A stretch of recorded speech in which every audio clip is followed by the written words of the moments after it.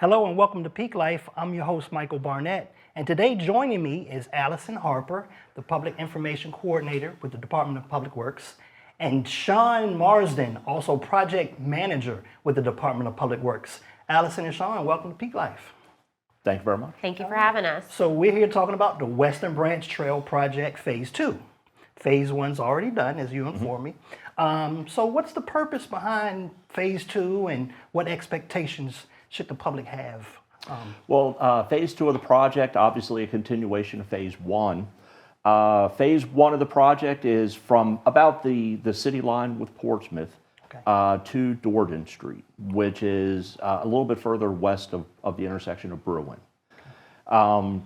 The purpose of the multi-use trail is to get those citizens that they enjoy bicycling, jogging, walking, just being outside, kind of get them off of the streets of Western Branch, the sidewalks, onto a multi-purpose trail. Okay. So the Phase 2 of the trail will continue at Dorden Street. It'll cross over Peppercorn and then go all the way down to Taylor Road. So the multi-purpose trail is 10-foot wide asphalt surface and wide enough to allow for opposite traffic, pedestrians or bicyclists. Okay. So in terms of residents, any expectations they should have? You just mentioned some of the key features, but will there be any road closures or anything along those lines going across the trails or anything that's happening there? We don't anticipate road closures. There'll be some work as the trail crosses the intersections, like I mentioned with Peppercorn. Okay. They'll have some traffic control there to allow for the trail to match up to the edge of pavement of the road, but no road closures specifically. Okay, great. In terms of project timeline, as we said, Phase 1 is already completed, and we're moving into Phase 2. So what's the timeline expected to happen with that? We are currently at what's called 60% plan completion, where the bulk of the design is finished. We are going to have a citizen information meeting later this month.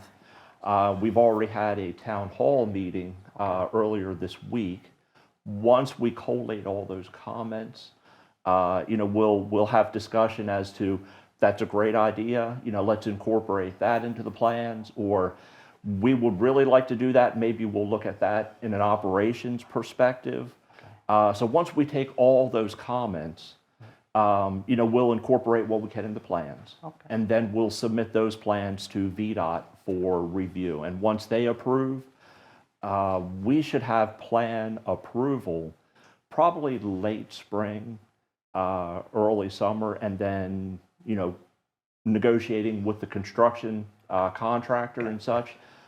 We should be moving forward with construction sometime early summer. Okay, so this is a VDOT funded project, am I correct?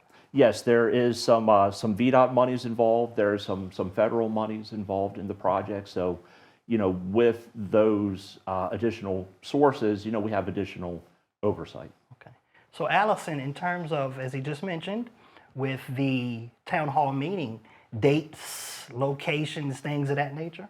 Yes, so we have a citizen information meeting for this project scheduled on Thursday, February 29th from 4 to 6 p.m. at the Russell Memorial Library, so out in the Western Branch part of Chesapeake.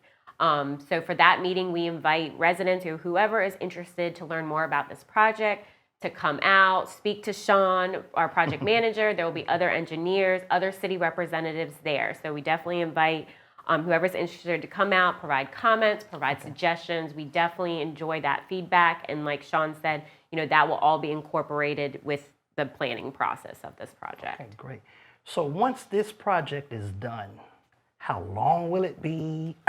The amenities that the public can expect or look forward to, what would some of those entail?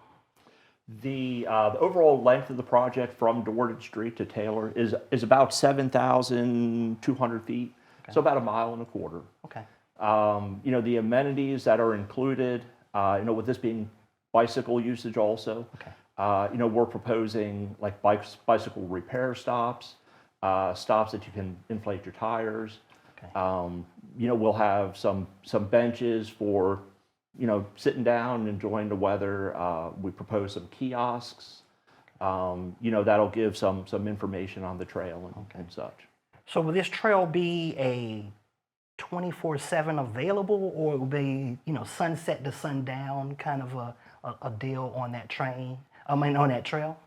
My understanding is if you wanted to have that great urge to go bicycling at midnight, power You can to do you. it. Oh, okay. But as far as like lighting, additional lighting, that was not in the original scope of the project. Okay.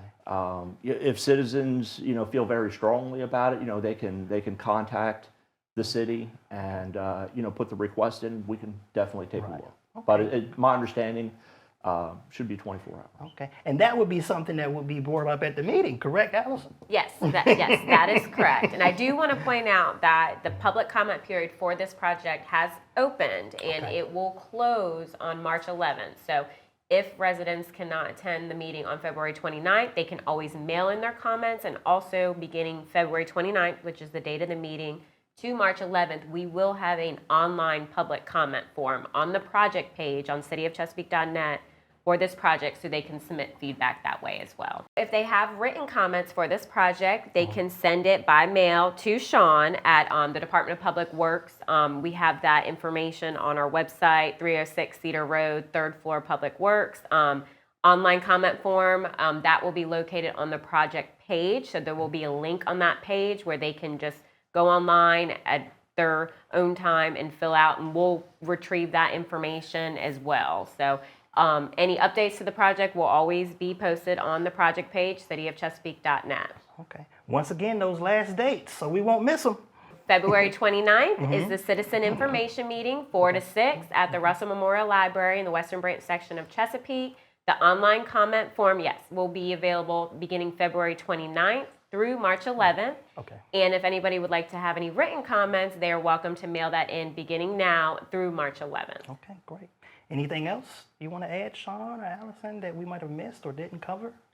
As we discussed, phase 1 open Okay. and, able to be used. Okay. Phase 2, we're almost there.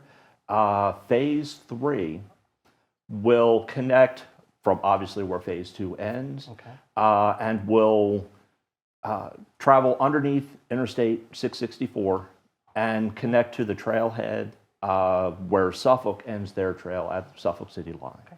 Will there be any other connecting to any other trails? Will not connect to any other trails. There are, sidewalks, typical right-of-way sidewalks. You'll have that connectivity, Okay. but nothing in a multi-purpose trail, 10-foot wide section. Okay, great. Well, I think that does it for this episode of Peak Life. I'd like to thank both of you for joining us and getting the information out to the citizens. That's what's important. So thank you very much. Thank you. All right. So once again, thank you for tuning in to Peak Life. I want to thank our crew here, and I want to thank you also for tuning in. Until next time.